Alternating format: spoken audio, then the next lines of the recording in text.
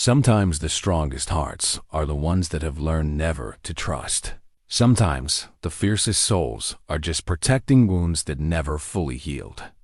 In Copper Ridge, everyone knew Sierra Hart as the wild woman. No man could tame a woman with fists like iron and a temper that cleared saloons.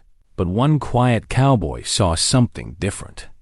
When he rode into town, he didn't see a challenge to conquer or a spectacle to witness.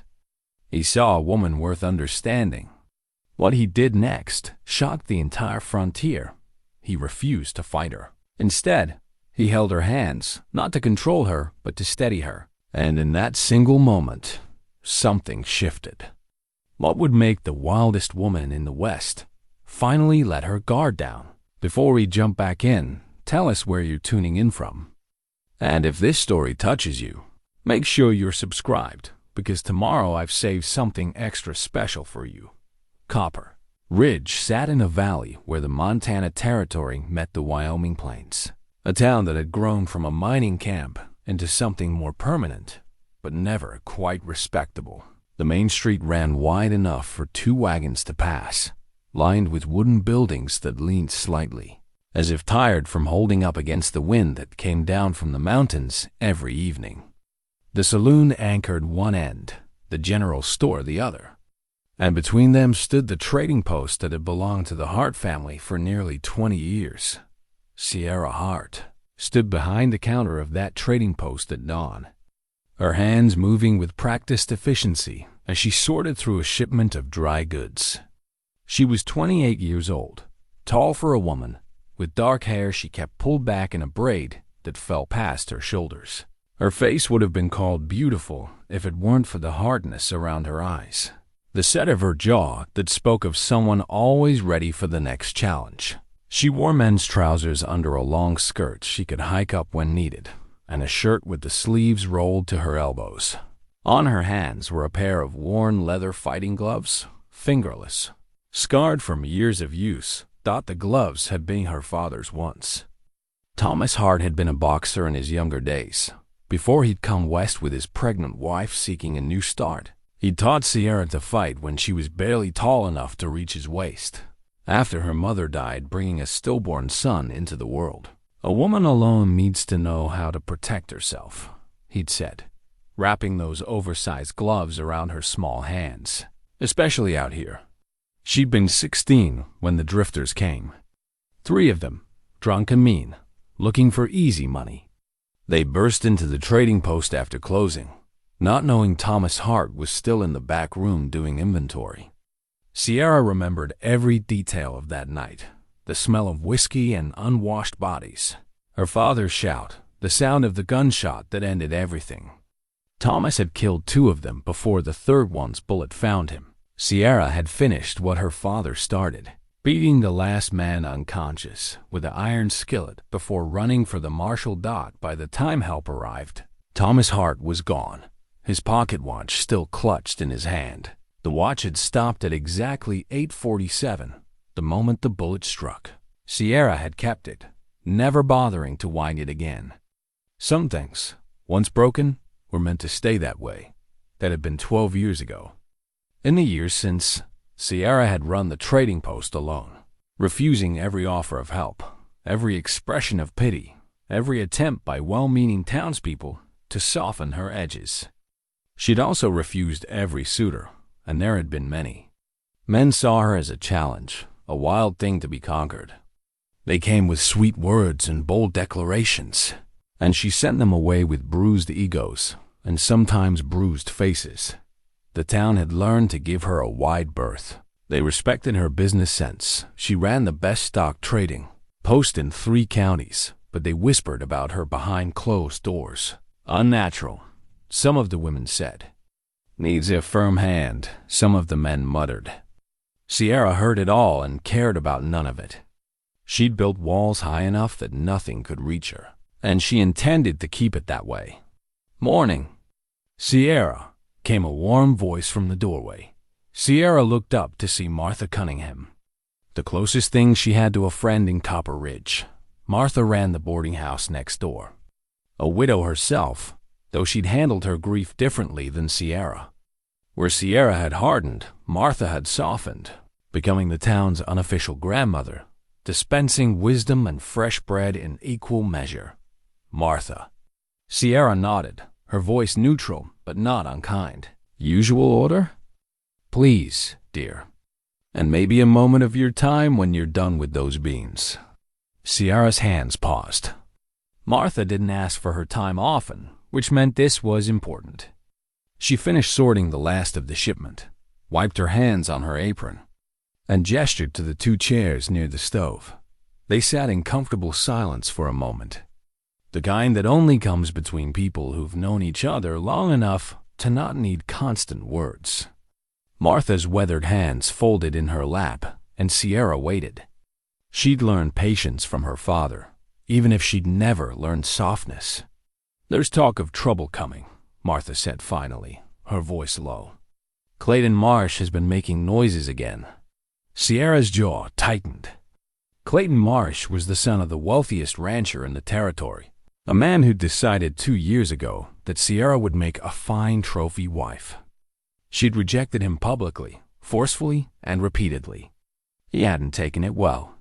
Clayton's always making noise, Sierra said, like a rooster that doesn't know dawn's already passed. Martha's lips twitched, but her eyes remained serious. This is different. He's been saying things, Sierra. Saying you need a man to set you straight. Saying he's the one to do it. Let him say what he wants. Words don't scare me. I know, child. The words turn into actions, and Clayton's got his father's money and his mother's mean streak. That's a dangerous combination. Sierra reached up and touched the fighting gloves at her belt, a gesture so automatic she barely noticed it anymore. I can handle Clayton Marsh. I know you can handle yourself in a fight, Martha said gently. But there are different kinds of battles, Sierra. Some can't be won with your fists. Sierra stood, the conversation clearly over in her mind. I'd been fighting my whole life, Martha. I'm not about to stop now. Martha rose slowly, her knees creaking. She placed a weathered hand on Sierra's arm, and Sierra allowed it, though her body remained tense. I just worry, dear, that you've been fighting so long you've forgotten there might be another way. After Martha left, Sierra returned to her work, but the words lingered like smoke. Another way. As if there had ever been another option for someone like her. As if the world had offered her anything but hardship and loss.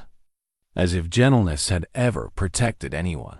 She pulled out her father's pocket watch from the drawer where she kept it, running her thumb over the cracked crystal face. 8:47. The moment everything changed. The moment she learned that love made you vulnerable. That caring about someone gave the world a weapon to use against you. The watch went back in the drawer. Sierra locked it and pocketed the key. Some lessons, once learned, couldn't be unlearned. Some hearts, once hardened, couldn't be softened.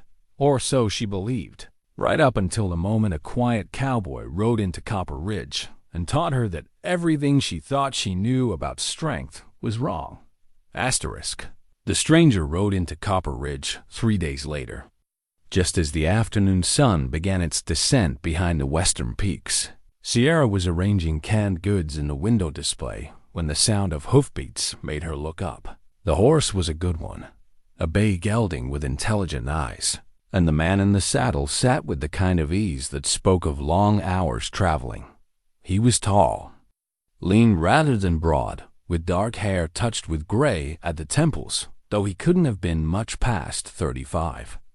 His face had the weathered look of someone who'd spent most of his life outdoors, but his eyes, even from a distance, Sierra could see they were unusual, calm, steady, the kind of eyes that seemed to see more than they should.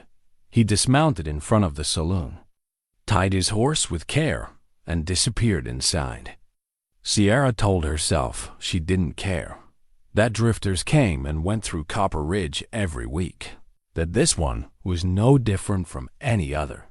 But something about the way he moved, unhurried and deliberate, stuck with her as she returned to her work. By evening, the entire town was buzzing with talk of the stranger. His name was James Cordell, and he'd come from somewhere in the Dakota Territory. Or maybe further east. The stories varied. What didn't vary was the reputation that had apparently traveled with him. James Cordell was known as the man who never lost. Not that he fought often, people said. In fact, he seemed to go out of his way to avoid confrontation. But when pushed into a corner, when given no other choice, he had a way of turning every situation to his advantage. Not with violence, necessarily, but with something else. Intelligence, strategy, a calm that unnerved his opponents until they made mistakes. Sierra heard the gossip from Big Tom, the saloon owner, when he stopped by for his weekly tobacco order. Tom was a massive man with hands like ham hocks and a surprisingly gentle disposition. He'd seen more bar fights than anyone in Copper Ridge and had strong opinions about men who started them. This Cordell fellow, Tom said, counting out coins onto Sierra's counter, he's different. Sat at the bar for 2 hours, nursed one whiskey, didn't say much. But he was listening. Really listening. You know how most men talk at you. He actually hears what you're saying. Sierra snorted. Sounds like he's either simple or scheming. Neither, I think. Tom pocketed his tobacco and fixed her with a knowing look. He asked about you. Her hand still on the coin she'd been sorting. What about me? Just who you were. What your story was. I told him you ran the trading post, that you'd been here all your life, that you were, well, that you had a reputation for being able to handle yourself. And what did he say to that? Tom's weathered face creased into something between a smile and a frown. He said, I imagine she's had to. Then he asked where he might find work, and we moved on to other topics. After Tom left, Sierra found herself unable to settle. Those 4 words kept circling in her mind. I imagine she's had to. Not judgment, not challenge, not the usual mixture of fascination and fear that men showed when they heard about her. Just understanding. Or the pretense of it, which was somehow worse. She closed the trading post earlier than usual and walked to the saloon, telling herself she needed to see what supplies Big Tom might need for the coming week. It was a thin excuse, and Martha, sitting on her porch as Sierra passed, gave her a look that said she saw right through it. The saloon was fuller than usual for a weeknight, probably because of this stranger. Sierra pushed through the doors and felt the familiar hush that always accompanied her entrance. Conversations didn't stop exactly, but they lowered, became more careful. Men shifted to give her room. She spotted James Cordell at a corner table, that worn leather journal open in front of him, a pencil moving across the page. He was sketching something, his head bent in concentration. He didn't look up when she entered, didn't seem to notice the change in the room's atmosphere at all. Sierra walked to the bar, ordered a whiskey she didn't want, and watched him in the mirror behind the bottles. His hand moved with confidence across the page, not the tentative marks of an amateur. Whatever he was drawing, he'd done it before. Sierra Hart, came a slurred voice to her right. Pretty as a picture and twice as dangerous. She turned to find Billy Watson, a ranch hand who worked for Clayton's father. Billy was drunk, which was his usual state after sunset, and mean, which was his natural disposition regardless of sobriety. 3 of his friends stood behind him, all wearing the same stupid grin that men got when they thought they were about to see a show. Move along. Billy, Sierra said, her voice flat. Now why would I want to do that? I'm just being friendly. Trying to welcome you proper-like. He reached for her arm. Sierra caught his wrist before his fingers made contact, twisted it just enough to hurt, and pushed him back into his friends. I said move along. The saloon had gone completely quiet now. This was familiar territory, a dance everyone had seen before. Billy would either back down or escalate, and either way, Sierra would handle it. She always did, but then Billy did something stupid. He came at her, fist pulled back, rage and alcohol making him forget every lesson he'd ever learned about fighting. Sierra sidestepped easily, hooked her foot behind his ankle, and sent him sprawling across the sawdust floor. "Anyone else?"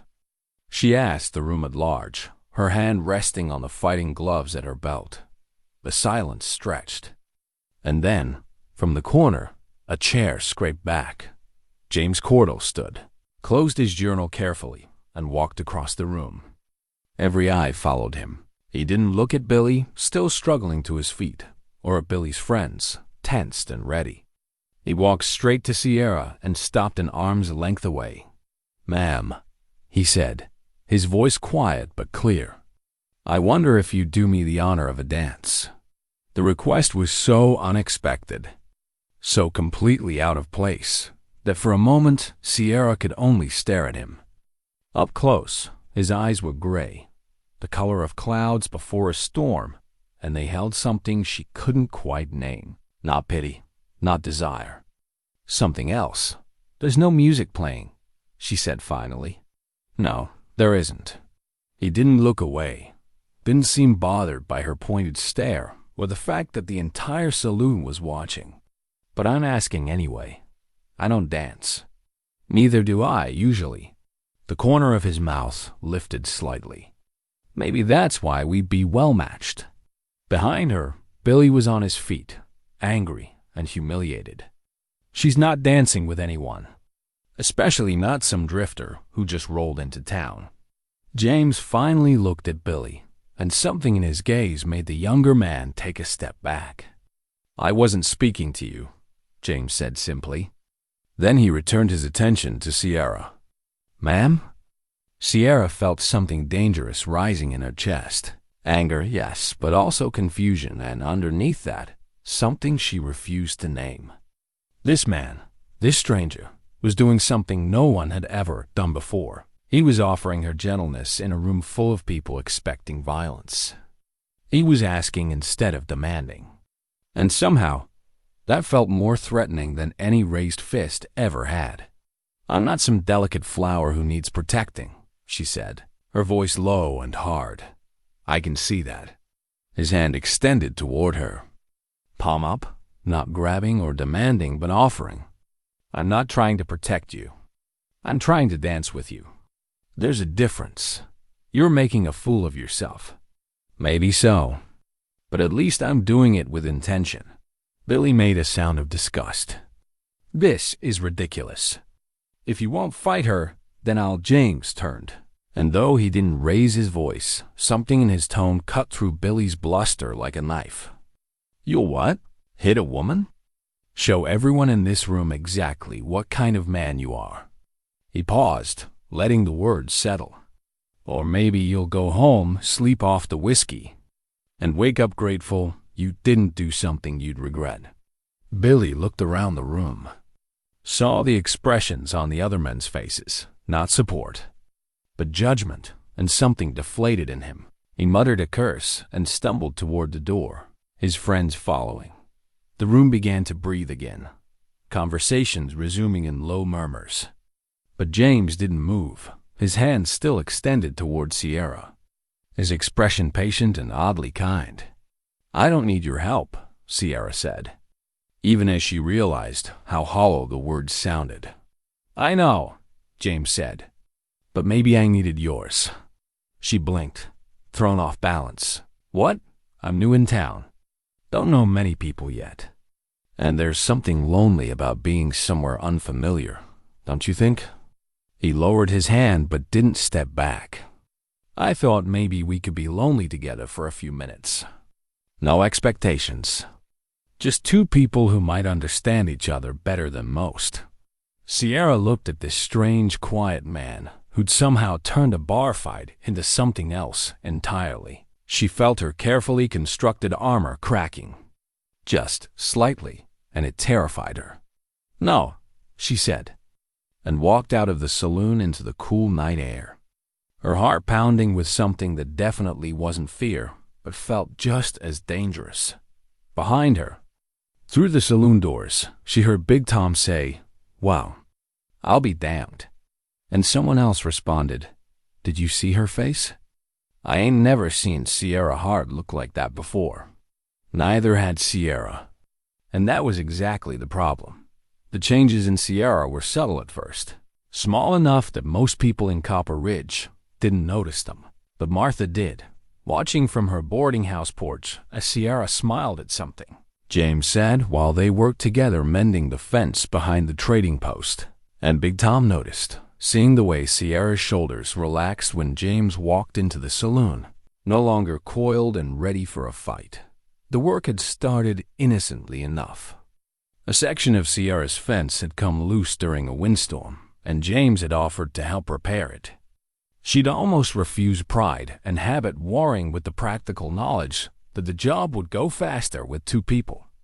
Practicality had won, though just barely. They worked side by side in the afternoon sun, James holding post steady while Sierra hammered, their movements developing an easy rhythm. He didn't try to take over or suggest she was doing it wrong, didn't offer unsolicited advice or make jokes about women doing men's work. He just worked, competent and steady, and somehow that simple respect meant more than any grand gesture could have. "You're good with your hands," Sierra observed, watching him notch a post with practiced efficiency. Had to be. Grew up on a farm in Missouri. Before. He paused, and Sierra saw something shadow his face. "Before things changed. Asterisk. Before your wife died? Before that, even." He set the post in place, testing its stability. "I had a different life once. Different name, in a way. Different purpose." Sierra waited, sensing he needed space to find the words. It was something she'd learned from him, that silence could be an invitation rather than a wall. "I was a U.S. Marshal," James said finally, not looking at her. "For 8 years. Good at it too, by most measures. Fast with a gun. Faster with strategy. They sent me after the worst men in 3 territories, and I brought them in. Or brought them down when bringing them in wasn't an option." Sierra's hand stilled on the hammer. This quiet, gentle man had been a lawman, one of the hard men who dealt in violence and justice. "What made you stop?" "Elizabeth." His voice softened when he said her name. "We'd been married 6 months when she told me she was expecting. I was on assignment, chasing a gang of bank robbers through Wyoming territory. I should have been home with her, but I was doing what I thought was important, protecting people, upholding the law." He picked up another post, his movements mechanical, as if his hands needed something to do while his mouth formed difficult words. "She went into labor early. I was 3 days right away. By the time I got the message and made it back," his voice cracked, "I was too late. She was gone. The baby was gone. And all my righteous purpose, all my dedication to justice, meant nothing because I hadn't been there when the person I loved most needed me." Sierra moved closer, drawn by the raw pain in his voice. "That wasn't your fault, wasn't it?" He looked at her then, and his gray eyes were full of old grief. "I chose the badge over my family. I chose chasing bad men over being home with my wife. And she paid the price for my choice. You were doing your job. I was being a hard man in a hard world, adding to the violence instead of stepping back from it." He pulled something from his pocket, a folded letter, creased from much handling. "She wrote this while I was away, knowing I might not get it in time. A friend brought it to me after she was gone." He handed it to Sierra, and after a moment's hesitation, she unfolded it. The paper was yellowed with age, the ink faded but still readable. The handwriting was graceful, feminine. Each word carefully formed. "My dearest James," the letter began. "If you're reading this, then I suspect things have not gone as we hoped. Please don't blame yourself. I knew who you were when I married you, a man dedicated to protecting others, even at cost to himself. But I want you to know something important. The world doesn't need more men who know how to deal death, even righteous death. It needs men who know how to preserve life, to show mercy, to choose peace, even when violence would be easier. You have that capacity in you, my love. I've seen it in the gentle way you hold me, in your patience with difficult people, in your willingness to listen before acting. Promise me that if I'm not here to remind you, you'll remember that your greatest strength isn't your gun, it's your heart. Be gentle, James, even when the world is cruel. Especially then. All my love, Elizabeth. Sierra's throat tightened as she read. She folded the letter carefully and handed it back. So you gave up the badge. I gave up violence, James corrected, tucking the letter back in his pocket. Or I'm trying to. Some days it's harder than others. That life marshal, lawman, the quick draw, it gets in your blood. You start to see every problem as something that needs to be confronted, every person as a potential threat. Elizabeth's death showed me what that worldview cost. But you can still fight, Sierra said. Your reputation people say you never lose. I don't lose because I don't fight, not the way they expect. He returned to the fence, back to work. I spent 8 years learning how to read people, how to anticipate their moves, how to stay 3 steps ahead. Those skills don't disappear just because I'm not wearing a badge anymore. But now I use them to avoid confrontation, not escalate it. They worked in silence for a while, Sierra processing this new understanding of the man beside her. James Cordell wasn't simply gentle by nature. He was gentle by choice, deliberately choosing peace over violence, despite being more than capable of the latter. That took a strength she was only beginning to comprehend. Why tell me this? She asked finally. Because you asked me once why I refused to fight you, James said. And the truth is, it's not about you not being worth fighting. It's about me knowing what violence costs, even when it's justified. Especially when it's justified. He met her eyes. I've hurt enough people, Sierra. I don't want to hurt anymore, even in self-defense, even when I'm right. I want to build things instead. Create things. Like this fence. Like, he stopped, and something vulnerable crossed his face. Like whatever this is between us. Sierra felt her carefully constructed walls crumbling further. This man who'd seen the worst of humanity, who'd been shaped by violence and loss, had chosen tenderness. Had kept his dead wife's promise, even though it must have been agonizing. That took more courage than any fight she'd ever won. I'm not very good at building things, she admitted. I only know how to protect what's already there. Then maybe we can learn from each other.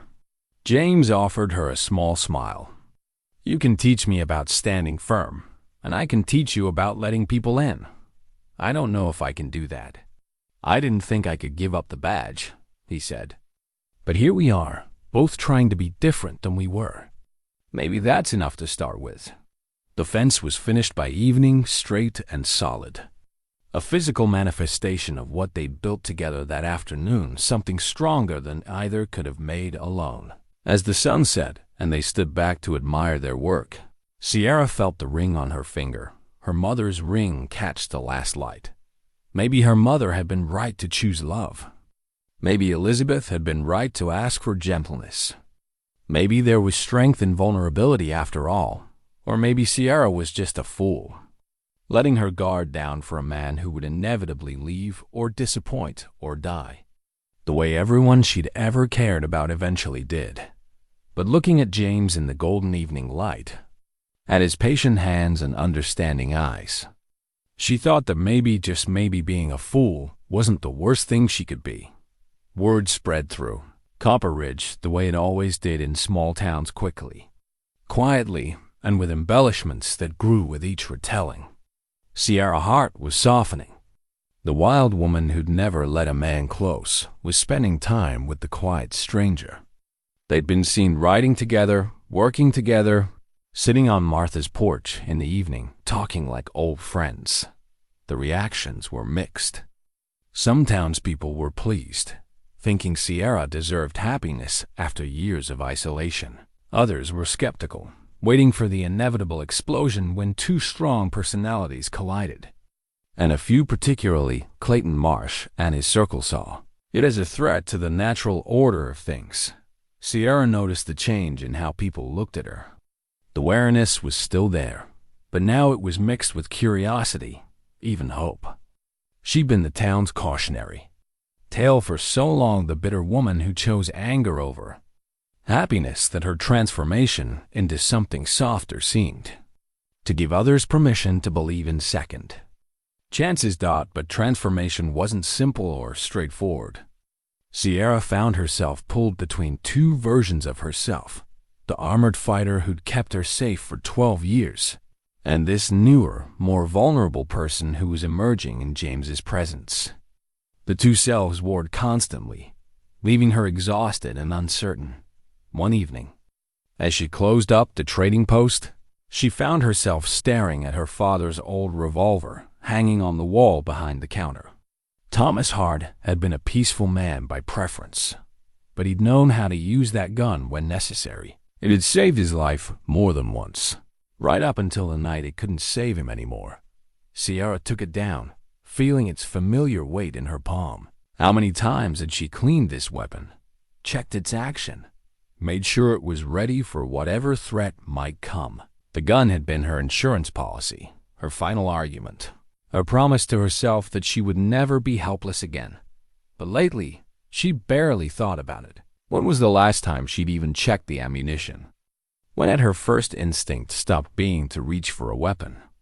Martha found her like that, holding the revolver with a distant expression, lost in thought. Putting that away or getting ready to use it? Martha asked, settling into the chair by the stove. I don't know. Sierra turned the gun over in her hands. I used to know exactly what this meant, what I'd use it for. Now you're not sure you need it anymore? I'll always need it. The world doesn't stop being dangerous just because... Sierra stopped, uncertain how to finish that sentence. Just because you've let someone matter to you? Martha finished gently. Just because you're not facing everything alone anymore. Sierra set the gun on the counter, her movements careful. My father thought he could protect us with this. He was wrong. Your father did protect you, Martha corrected. He gave his life to keep you safe. That gun didn't fail him. The world did. Then what's the difference? If the world's still dangerous, still full of men who take what they want, the difference is that now you have a choice about how you face that danger. Martha leaned forward, her weathered hands clasped together. You can face it alone, armed and angry and isolated. Or you can face it with someone beside you, sharing the burden, watching your back while you watch his. What if I'm not strong enough? The question came out small, almost childlike. What if letting him close makes me weak? Oh, Sierra. Martha's eyes filled with gentle understanding. You've been strong alone for so long. You've forgotten what shared strength looks like. Two people together aren't weaker than one, they're doubled. You don't lose your power by letting someone in. You expand it. Sierra thought about the fence she and James had built, how much easier the work had been with two pairs of hands. She thought about the sunset they'd watched, how the beauty had somehow been magnified by having someone to share it with. She thought about the letter from Elizabeth asking James to choose gentleness, and how that choice hadn't made him weak but rather extraordinarily strong. I'm afraid, Sierra admitted, the words almost a whisper. Of course you are. Fear is the price we pay for caring. Martha stood slowly, her knees creaking. But here's what I've learned in my 70 years. You can be afraid and brave at the same time. Courage isn't the absence of fear. It's deciding that something matters more than the fear. After Martha left, Sierra stood in the empty trading post for a long time, thinking about courage and fear, about strength and vulnerability, about all the ways she'd been wrong about what it meant to protect herself. She picked up her father's revolver one more time, felt its weight, acknowledged what it represented. Then she wrapped it carefully in oilcloth and placed it in the drawer beneath the counter, not thrown away. Not forgotten, but no longer the first thing she reached for when she felt threatened. That night, she visited her father's grave on the hill overlooking town. The wooden marker was weathered now, 12 years of sun and rain wearing away at the carved letters. She knelt beside it, pulling weeds that had grown up around the edges. "I met someone, Pa," she said quietly, feeling foolish talking to the dead but needing to say the words anyway. "He's different from the men you warned me about. She paused, searching for the right words. "He's strong in the ways you were strong. Gentle. Patient. He sees me, not just what I can do or what I'm useful for, but who I am underneath." The wind rustled through the grass, carrying the scent of pine from the mountains. "I think Mama would have liked him," Sierra continued. "I think she would have understood why I'm so scared of this, and why I'm doing it anyway." She touched the ring on her finger, her mother's ring. "You always said she was braver than anyone gave her credit for. That choosing love took more courage than anything else. I'm starting to understand what you meant." She stood, brushing dirt from her knees, and looked out over Copper Ridge in the moonlight. Somewhere down there, James was probably sitting on Martha's porch, sketching in his journal or just watching the night. Tomorrow, she'd see him again. And the day after that. And maybe, if she could find enough courage, for many days after that. The thought still terrified her. But for the first time in 12 years, it didn't make her want to run. That, Sierra thought as she walked back down the hill, might be what bravery actually looked like.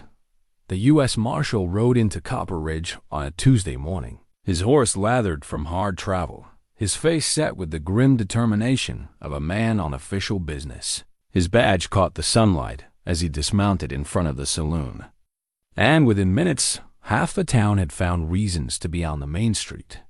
Watching. Sierra was restocking shelves when Big Tom burst through her door, breathless and agitated. "There's a marshal asking about James," Tom said without preamble. "They're in the saloon now." Looked like they knew each other. Sierra's stomach dropped. She set down the canned goods she'd been organizing and grabbed her shawl. "What kind of questions?" "Didn't hear." "But Sierra," Tom caught her arm as she moved past him. The marshal looked angry. And James looked, I don't know, like a man seeing his past catch up to him. She found them at a corner table, 2 half-empty whiskeys between them, engaged in a conversation that looked civil but felt charged with tension. The marshal was older than James by a decade, weathered and hard-eyed, with the bearing of someone who'd spent his life enforcing law in lawless places. James saw her enter, and something flickered across his face, resignation, maybe, or regret. He stood as she approached, ever courteous, but his movements were stiff. "Sierra," he said, "this is Marshal Tom Bridger. Tom, this is Sierra Hart. She runs the trading post here." Bridger stood as well, touching his hat brim. "Ma'am." His eyes assessed her quickly, professionally, the way lawmen looked at everyone, cataloging, evaluating, filing away for future reference. "What's this about?" Sierra asked, not bothering with pleasantries. "Old business," Bridger said. "Between James and me. If it involves James, it involves me." She said it with a firmness that made both men look at her sharply. James and Bridger exchanged a glance, some unspoken communication passing between them. Finally, James gestured to a chair. "You should sit down. I'll stand." "Please." Sierra. Something in his voice made her comply, though every instinct told her to run, to get away from whatever truth was about to shatter the fragile peace she'd found. Bridger cleared his throat, and when he spoke, his voice carried the weight of old respect mixed with current disappointment. "James Cordell is the best marshal I ever trained. For 8 years, he was my right hand, the man I sent after the worst criminals in 3 territories. Fast, smart, and utterly dedicated to the law." Sierra looked at James, but he was staring at his whiskey glass, his jaw tight. 5 years ago," Bridger continued, "we were tracking a gang of outlaws who'd robbed a bank in Denver and killed 2 people in the process. Led by a man named Jack Crawford, vicious, unpredictable, and smart enough to stay ahead of us for 6 months. We finally cornered them in a town in Kansas, There was a shootout. The marshal's expression grew harder. James was the best shot I ever saw. In the chaos, Crawford used a civilian as a shield, a man named Daniel Brennan, who'd been in the wrong place at the wrong time. James took the shot anyway, believing he could hit Crawford without hitting Brennan. Sierra's blood went cold. But he missed. No, Bridger said quietly. He made the shot he intended. Hit Crawford clean through the heart.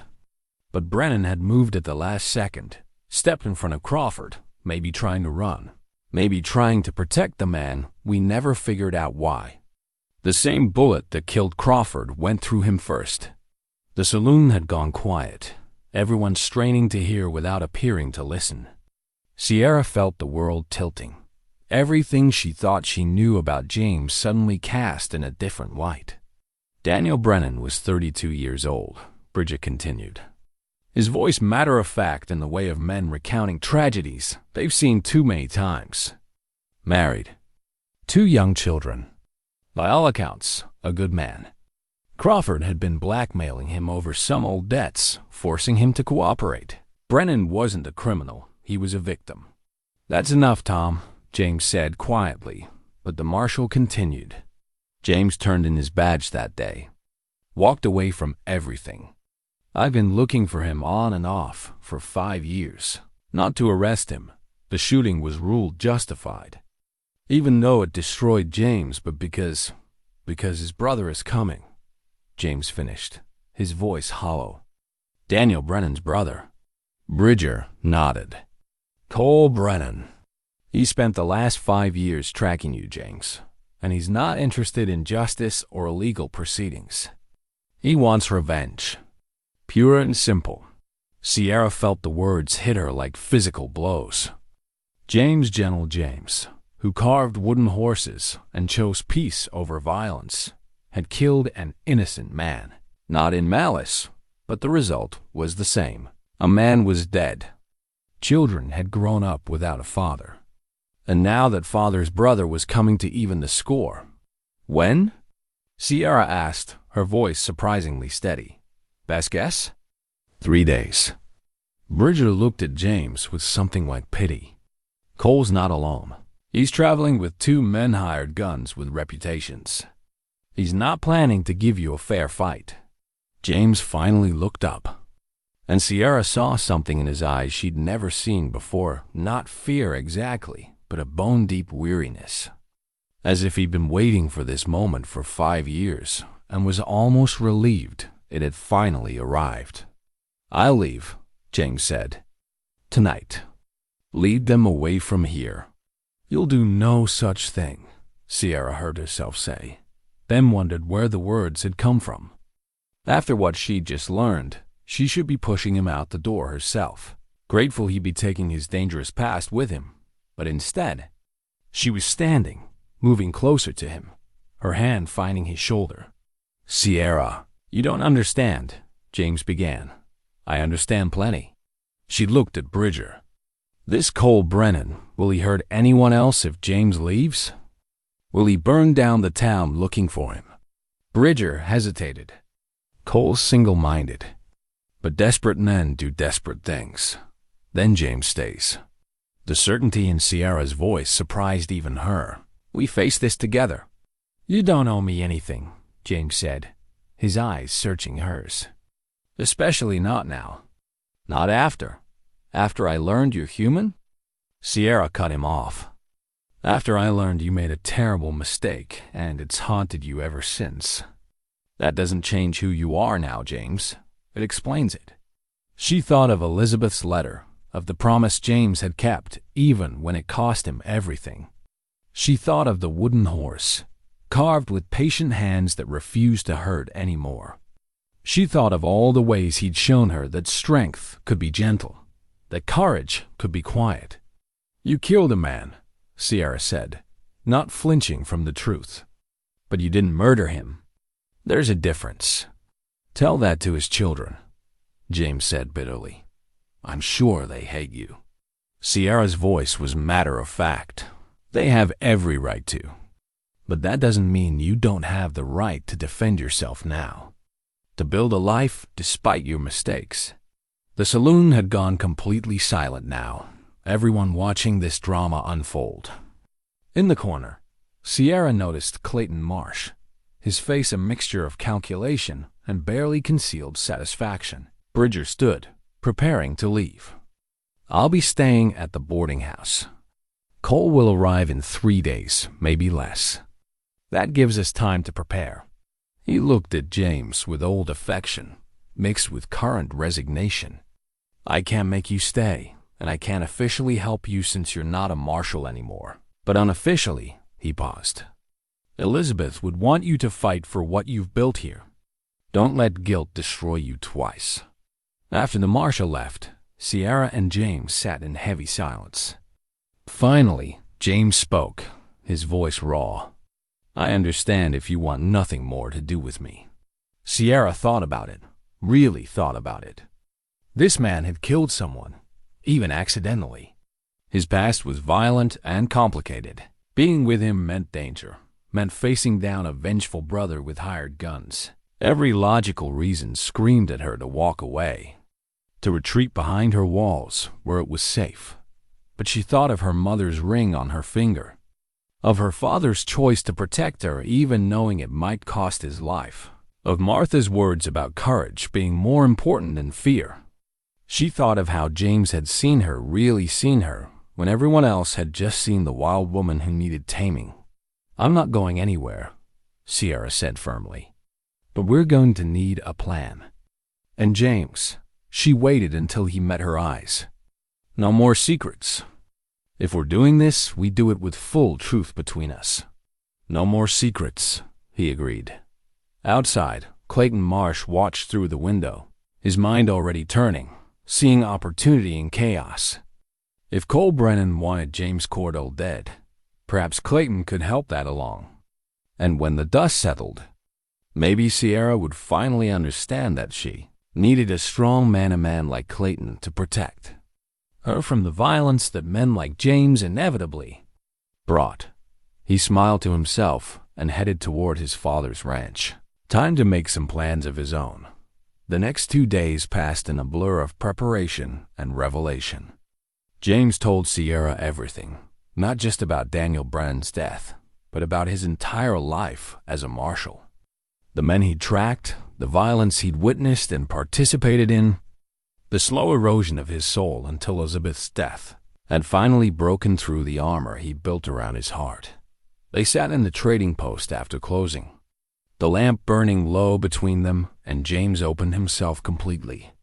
Sierra listened without interruption, watching his hands move as he spoke, seeing the weight he carried in every gesture. "I was good at it," James said, staring at those hands as if they belonged to someone else. "Being a marshal, I mean. Too good. I could read a criminal's next move before they made it, could track a man across 3 territories, could draw and fire faster than anyone I ever met." He looked up at her, and I told myself it was righteous, that I was protecting innocent people. But the truth is, I liked it. The chase, the victory, the reputation. I became the very thing I was supposed to be fighting against, a man who solved problems with violence. "But you stopped," Sierra said.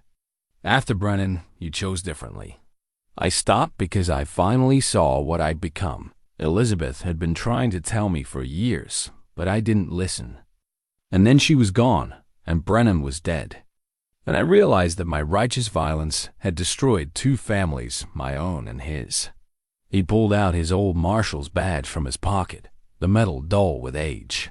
"I've carried this for 5 years, not as a reminder of what I was, but as a reminder of what I refused to be." Sierra reached across the table and took the badge, turning it over in her fingers. It was surprisingly heavy, solid, and official. She thought about what it represented: authority, violence, justice. She thought about her own fighting gloves, the armor she wore to keep the world at bay. "We're not so different, you and I," she said quietly. "Both hiding behind metal and leather, both thinking strength meant never needing anyone, and both learning we were wrong." James covered her hand with his. "Sierra, If this goes badly, if Cole Brennan comes and I don't. She cut him off. We're not doing that. We're not saying goodbye before we've even fought. I just want you to know. He paused, searching for words. You've given me something I thought I'd lost forever. Hope. The possibility of a life beyond my mistakes. Whatever happens, you need to know that. They were interrupted by a knock at the door. Martha entered, followed by Big Tom and Marshall Bridger. Behind them came a dozen more townspeople, the blacksmith, the doctor, several shopkeepers. Even some of the ranch hands who usually kept their distance from town politics. We've been talking, Martha said without preamble, and we've decided that if Cole Brennan wants trouble, he'll have to go through all of us. James stood, clearly moved. I can't ask you to do that. This is my fight. You're not asking, Tom rumbled. We're telling. You're part of this town now, whether you intended to be or not, and we protect our own. Bridger stepped forward, all business. If we're doing this, we need to do it smart. Cole's bringing hired guns, which means he's planning on overwhelming force. We need to control the situation, choose the ground, and make sure innocent people don't get caught in the crossfire. They spent the next hour planning. The town would appear normal, going about its business, but strategic people would be positioned where they could respond if violence erupted. The women and children would be moved to the church at the far end of town, safest from any shooting. Men who could handle guns would be armed, but instructed to hold fire unless absolutely necessary. The goal, Bridger emphasized, is to de-escalate. Cole wants James, not a massacre. If we can talk him down, show him that killing James won't bring his brother back, maybe we can end this without bloodshed. And if we can't, the blacksmith asked, then we make sure he knows the cost of violence in Copper Ridge is higher than he's willing to pay. After the others left to carry out their preparations, Sierra and James walked through the quiet town. It was late, well past midnight, and the streets were empty except for the occasional dog or night bird. They ended up at her father's grave on the hill, sitting side by side in the grass. I used to come here when things got hard, Sierra said, pulling her knees up. Talk to him like he could still hear me. Tell him about my day. Ask his advice. Probably just talking to myself, but it helped. I do the same with Elizabeth. James looked up at the stars, countless and bright in the clear Montana sky. Sometimes I imagine what she'd say about the choices I'm making. Whether she'd approve or tell me I'm still missing the point. What do you think she'd say about tomorrow? James was quiet for a long moment. I think she'd say that running would be easier, but staying is braver. That defending something you love is different from seeking violence. And that, his voice caught, that she'd be proud of me for finally finding something worth fighting for. Sierra turned to look at him, this man who'd stumbled into her life and quietly dismantled every defense she'd built. In the moonlight, his face was all plains and shadows, strong and gentle in equal measure. I was so sure I didn't need anyone, she said. Spent 12 years proving I could stand alone, that I didn't need protecting or partnership or love. And then you showed up and made me question everything I thought I knew about strength. You taught me just as much. James reached out and tucked a strand of hair behind her ear, the gesture achingly tender. You taught me that soft doesn't mean weak, that choosing peace doesn't mean being a coward. That sometimes the bravest thing you can do is let someone see your scars. They sat in silence, hands intertwined, both knowing that tomorrow might end everything they'd just begun to build. Sierra thought about the wooden horse on her knitstand, the fence they'd built together, the sunset rides and quiet conversations. She thought about all the moments of gentle transformation, the slow opening of a heart she'd thought permanently sealed. James, she said finally, if we survive tomorrow, when we survive tomorrow, he corrected gently. When we survive, she amended, I want to keep doing this. building something together. I want to stop being so afraid of losing that I never really live. Is that a proposal, Miss Hart? There was warmth in his voice, gentle teasing that made her smile despite everything. Maybe it is, Mr. Cordell. She looked at him directly. I'm not good at pretty words or romantic gestures, but I know that I want to wake up and see your face. I want to watch you carve ridiculous wooden animals and listen to your stories about places I've never been. I want to build a life with you, whatever that looks like. James cupped her face in his hands, his touch reverent. Then that's exactly what we'll do. After tomorrow, after this is over, we'll start building a real life together. They kissed then, gentle and deep, a promise and a prayer all at once. When they finally pulled apart, the sky was beginning to lighten in the east, the first hints of dawn painting the horizon. We should get some rest, James said. Though neither of them moved, I don't think I can sleep. Me neither. He pulled her close, and she rested her head on his shoulder, feeling his heartbeat steady and strong beneath her cheek. But we can sit here together. Watch the sun come up. Face the day as it comes. So they sat, two broken people who'd found healing in each other, waiting for the dawn and whatever it bring. Below them, Copper Ridge stirred to life shopkeepers opening their doors, horses being saddled, the normal routines of a town preparing for an abnormal day. Martha stepped out onto her porch and looked up at the hill, seeing their silhouettes against the brightening sky. She smiled, said a prayer for their safety, and went to make coffee. Whatever happened today, those two had found something worth fighting for. That was victory enough, regardless of the outcome. At the edge of town, Cole Brennan and his two hired guns made camp. Cole was a hard man, weathered by 5 years of grief and a single-minded pursuit of revenge. He'd tracked James Cordell across half the Western Territories, never quite catching up, always one town behind. But now, finally, his search was over. He pulled out a small wooden cross from his pocket, handmade and worn smooth from constant handling. His nephew had carved it, the son who'd grown up without a father because of James Cordell's bullet. The boy was 9 now, old enough to ask questions about why his papa never came home, old enough to need a man's guidance that Cole couldn't properly provide. Tomorrow, Cole said to the wooden cross, a promise and a threat. Tomorrow, Danny, I'll make this right. His hired guns checked their weapons, professional and cold. They didn't care about justice or revenge or grieving brothers. They cared about the money Cole had promised them and getting out of Copper Ridge alive. But Cole cared about nothing except the reckoning that was now less than a day away. 5 years of pain and rage and loss were about to be answered. James Cordell would pay for what he'd taken from the Brennan family. And if others got in the way, well, Cole had stopped caring about collateral damage about the same time. His brother was laid in the ground. The sun rose over Copper Ridge, bright and clear, illuminating a town holding its breath, waiting for violence or redemption or some combination of both. And on the hill above it all, two people held each other and gathered the courage to face whatever the day would bring. The question hung in the air, weighted with 5 years of grief and rage and loss. Cole stared at James, at the man who'd killed his brother. And Sierra could see the moment his resolve began to crumble. But then a new voice cut through the tension. Well, this is touching, Clayton Marsh said, stepping out from behind the saloon, his own gun drawn and aimed at James.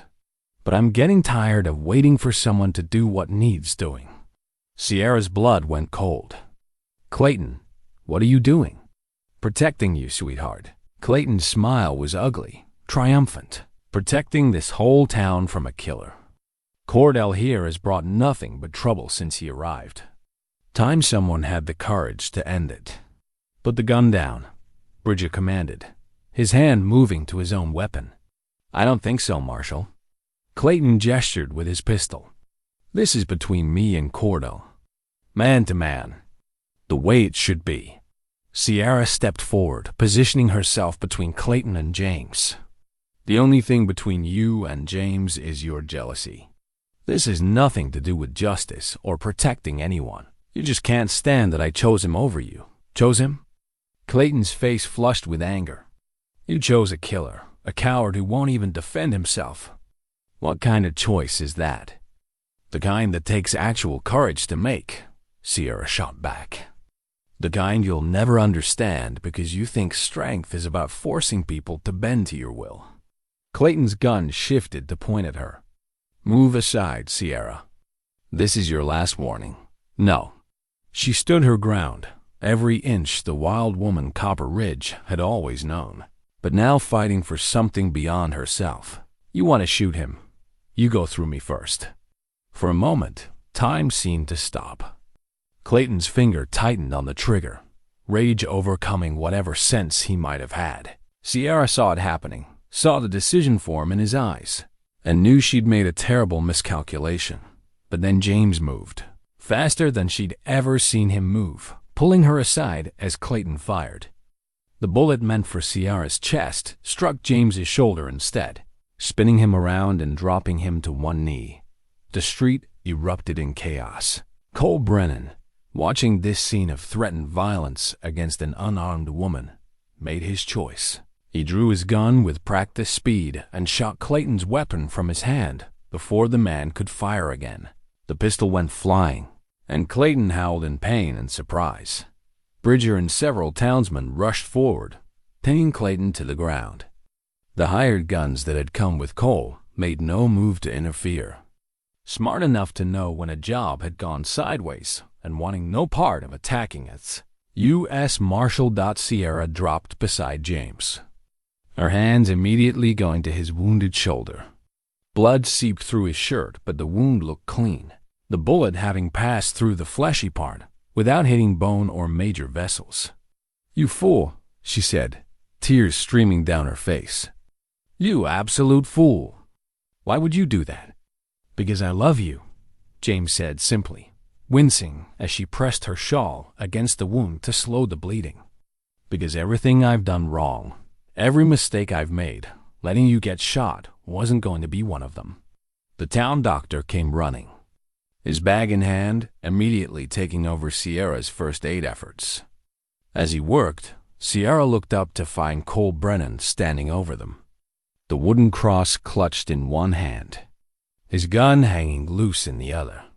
"I can't forgive you," Cole said, his voice thick with emotion. "Maybe ever. What you did to my brother, the hole it left in our family, that's not something I can just let go of." "I know," James said through gritted teeth as the doctor probed the wound. "I don't expect forgiveness, but I won't become a murderer to avenge him." Cole looked at the cross in his hand and back at James. "Daniel was better than that. He wouldn't want me destroying my own soul for his sake." And when that coward, he gestured toward Clayton, now being dragged toward the jail. "When he tried to shoot an unarmed woman, I saw what revenge really looks like. It's not justice. It's just more violence, more pain, more people getting hurt who don't deserve it." He knelt down so he was eye level with James. "You're going to have to live with what you did. Every day, for the rest of your life. That's your punishment. And it's worse than anything I could do to you." He stood, pocketing the cross. "I'm going home to my nephew. Going to tell him his uncle tried to get justice and found something better mercy. Maybe that's what Daniel would have wanted all along." Cole walked to his horse, mounted, and looked back one last time. "You take care of her," he said, nodding toward Sierra. "Any man willing to take a bullet for someone, that's not a killer. That's someone trying to be better than he was." Then he rode out of Copper Ridge, his hired guns following, leaving behind the revenge he'd spent 5 years pursuing. The townspeople emerged from their positions, gathering around as the doctor finished bandaging James's shoulder. "You'll live," the doctor pronounced, "though you're going to have one terrible scar and a stiff shoulder for a few weeks." "Small price," James said, reaching for Sierra's hand with his good arm. She took it, holding tight, and for the first time since this whole ordeal began, she let herself believe They might actually have a future. 6 weeks later, Sierra stood in front of the trading post, watching as James hung a new sign above the door. His shoulder was still healing, the movements careful and deliberate, but he'd refused her offer of help. Some things, he'd said, a man needed to do himself. The sign read, Hart and Cordell Trading Company, in freshly painted letters, with a small carved horse worked into the design. James's artistic touch on what was otherwise a simple declaration of partnership. "What do you think?" he asked, climbing down from the ladder. "I think it's perfect," Sierra said, and meant it. The sign represented everything they'd built together: equal partnership, shared strength, a future they'd chosen, despite every reason to walk away. The town had settled into a new normal after the confrontation. Clayton Marsh had been charged with attempted murder and sent to territorial prison, his father disowning him in shame. Marshall Bridger had stayed for a week, helping sort out the legal complications, before heading back to Denver with a promise to visit. And the townspeople of Copper Ridge, having witnessed the courage of two scarred souls choosing love over fear, had embraced James and Sierra's relationship with surprising warmth. Martha appeared on the porch of her boarding house, waving them over. "I've made pie," she called. "Apple, the way you both like it." They walked over together, James's hand finding Sierra's as naturally as breathing. On Martha's porch, they sat in the rocking chairs and ate pie while the afternoon sun painted everything gold. "I got a letter today," James said, pulling an envelope from his pocket. "From Cole Brennan." Sierra set down her fork, surprised. "What did it say?" "Not much. Just that he's doing all right. His nephew's asking questions about his father, and Cole's been telling him the truth, that Daniel was a good man who made mistakes but tried to do right in the end." James stared at the letter.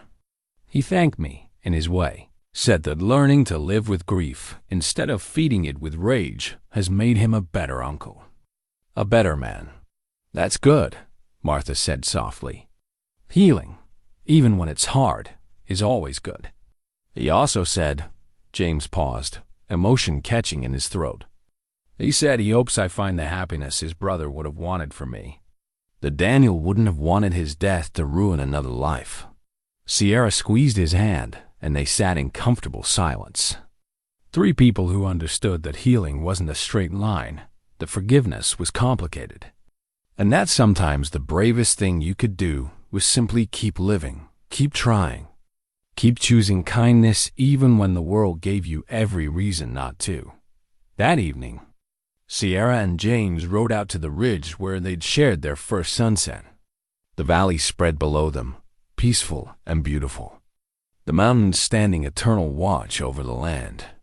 "I have something for you," James said, pulling a small box from his saddlebag. Sierra's heart quickened as he opened it, revealing a simple gold band, not ornate, not expensive, but carefully chosen and clearly meaningful. "It's not fancy," James said, "but it's honest, like us. Like what we're building together." He took her hand, and she noticed he was trembling slightly. "Sierra Hart, you've taught me that strength comes in forms I never imagined. That vulnerability is its own kind of courage. That two broken people can build something whole if they're willing to try. Will you marry me?" Sierra looked at this man who'd ridden into her life and quietly dismantled every wall she'd built. She thought about the wooden horse on her knitstand, the fence they'd repaired together, the way he'd stepped between her and the bullet without hesitation. She thought about her mother's ring on her finger, about her father's belief that love was worth the risk, about Martha's wisdom that courage meant choosing what mattered more than fear. "Yes," she said simply. "Yes, I'll marry you." He slipped the ring on her finger, next to her mother's band, and they sat together as the sun set. Two rings symbolizing two kinds of love, the one she'd inherited and the one she'd chosen for herself. The wedding happened a month later in the small church at the edge of town. Martha cried, as did several other townswomen who'd watched Sierra's transformation from isolated fighter to woman in love. Big Tom served as James's best man, and even the minister commented that he'd never seen two people look at each other with quite such understanding and hard-won joy. After the ceremony, there was a celebration in the street's simple frontier fair, with music and dancing and laughter. Sierra, who'd once said she didn't dance, waltzed with her husband under the stars, while the town that had once feared her applauded her happiness. As the evening wound down and the townspeople drifted home, Sierra and James stood together outside their newly shared home, the rooms above the trading post that they'd spent weeks preparing together. "Are you scared?" James asked, his arms around her waist. "Terrified," Sierra admitted, "but also hopeful, also happy, also a dozen other things I never let myself feel before." "Me too." He kissed her forehead gently. "But we'll figure it out together. That's what partners do." They went inside, and Sierra paused to look at the mantel where two objects sat side by side: her father's pocket watch, still stomped at 8:47, and the wooden horse James had carved, one representing an ending, one a beginning. Together, they told the story of a life built from loss, of strength forged in gentleness, of two people who'd learned that the wildest heart didn't need taming. It just needed understanding. Outside, the sign reading Hart and Cordell Trading Company swung gently in the night breeze, promising partnership and equality and a future built on foundations stronger than fear. In Copper Ridge, people would talk for years about the wild woman and the quiet cowboy, about the love that had bloomed in the unlikely soil, about the courage it took to choose softness in a hard world. But Sierra and James weren't thinking about stories or reputations or what others might say. They were thinking about tomorrow and the day after that, and all the days stretching ahead of them, days they'd face together, building a life from honesty and patience and the understanding that sometimes the strongest thing you can do is let someone hold your hand. Sometimes the wild woman no one could marry just needed to meet the man who understood that taming was never the answer. Understanding was. Partnership was. Love was. And in the end, that made all the difference.